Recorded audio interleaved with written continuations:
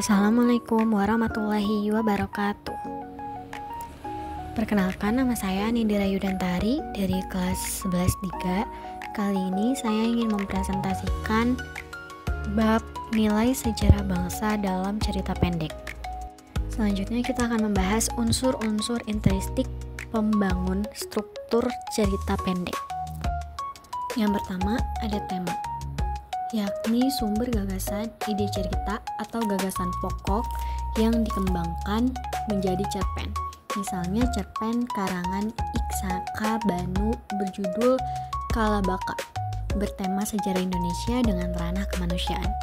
Cerpen ini mengangkat fakta sejarah terkait genosida terhadap orang-orang Banda Neira di Maluku. Yang kedua, alur, yakni urutan peristiwa sebab akibat yang menjalin cerita dalam cerita pendek. Adapun tahapan alur memiliki beberapa bentuk. Yang pertama, tahap pengenalan atau gambaran awal sebuah peristiwa. Yang kedua, tahap kemunculan masalah atau peristiwa mulai bergerak dan menimbulkan konflik. Yang ketiga, tahap ketika keadaan dan konflik makin genting sehingga mencapai titik puncak konflik atau klimaks. Yang keempat, tahap konflik menurun.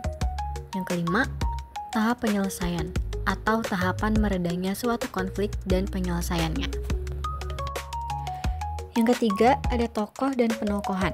Tokoh adalah pelaku dalam cerpen, dan penokohan atau perwatakan adalah pemberian sifat atau karakter terhadap tokoh oleh pengarang.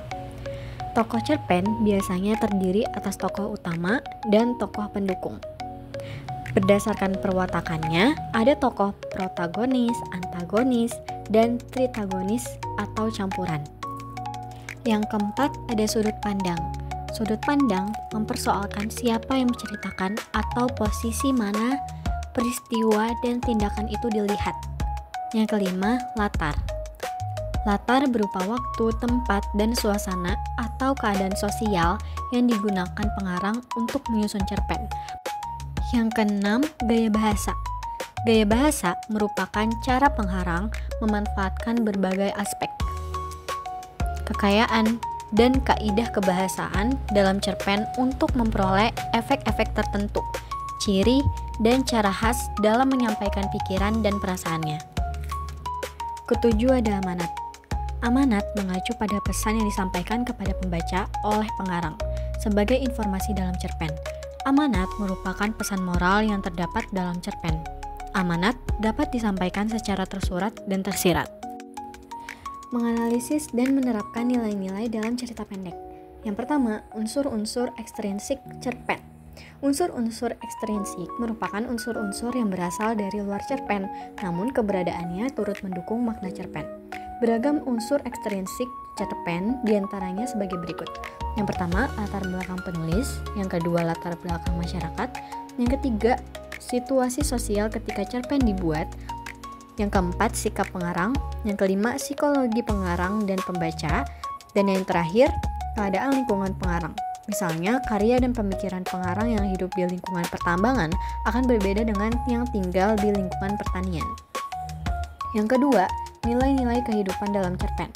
Nilai-nilai kehidupan dalam cerpen itu merupakan hal-hal yang berharga dalam cerpen.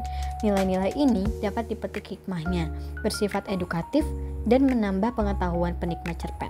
Juga menambahkan hiburan atau yang dapat memanusiakan manusia sehingga berguna bagi manusia dalam kesehariannya. Lalu, menulis cerita pendek berdasarkan peristiwa keseharian. Kamu dapat menulis pengalaman dalam kehidupan sehari-hari ke dalam cerita pendek. Cerpen yang ditulis hendaknya memenuhi beberapa hal berikut. Yang pertama, teks kurang dari 10.000 kata. Yang kedua, cerita fokus pada satu tokoh dan satu cerita atau satu persoalan pokok. Yang ketiga, ciptakan nama tokoh dan karakter yang tepat. Keempat, tuliskan paragraf awal yang mengesankan. Kelima, munculkan minimal satu nilai kehidupan pada peristiwa yang diangkat dalam cerpen. Munculkan pula suasana agar pembaca tuh terbawa cerita. Yang keenam, tuliskan cerpen dengan ejaan yang tepat dan kaidah kebahasaan termasuk gaya bahasa yang menarik. Ketujuh, gunakan sentakan akhir yang mengejutkan dan mengesankan. Yang kedelapan, berikan judul yang singkat, tepat, dan menarik. Sekian tugas presentasi dari saya. Terima kasih atas perhatiannya. Wassalamualaikum warahmatullahi wabarakatuh.